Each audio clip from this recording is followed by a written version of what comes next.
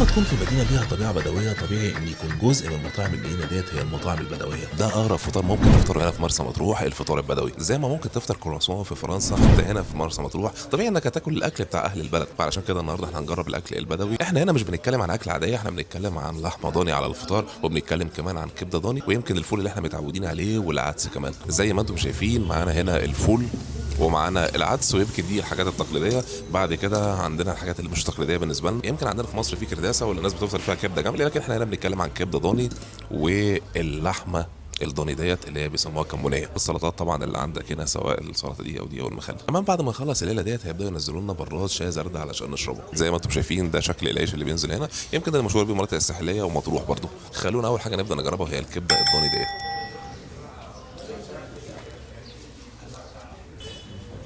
الكبده طعمها حلو جدا، كبده ضاني فعلا، مش مجرد كبده عاديه وحاطين عليها شويه ليا عشان بس تبان ان هي ضاني. دي اللحمه الضاني اللي هنفطر بيها.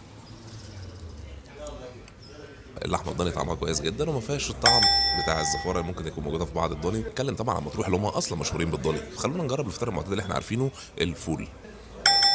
الفول ده هيبقى مستوي جدا. يمكن احنا بس في مصر متعودين على فول العربيات اللي بيكون الميه بتاعته تقيله شويه وبيكون متحبش بقى بالدقه والطحينه والحاجات ديت. بس الفول كويس. الحاجه الاخيره اللي نبدا نجربها وهي العدس.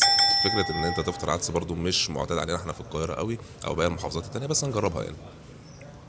ده شكل العدس بيعتبر كويس جدا، بس طبعا لو هتيجي تفطر انت هتجيبه بشكل جانبي وهيبقى تركيزك اكتر على الفطار هنا على اللحمه الضاني والكبده الضاني اللي بالمناسبه طعمهم جامد جدا. النهارده احنا موجودين في مطعم التركي. المطعم فيه اماكن العائلات زي اللي احنا قاعدين فيها ديت، تكون في ستاير حواليك مقفوله كده بحيث لو معاك اسرتك تقدر تقعد تاكل براحتك. مش الاكل بس اللي جامد، القعده دي كمان حد ذاتها جامده جدا. بعد الاكل البدوي الجامده ديت طبيعي انك تقفل الليله بكوبايه شاي زردة. علبه معاه مدام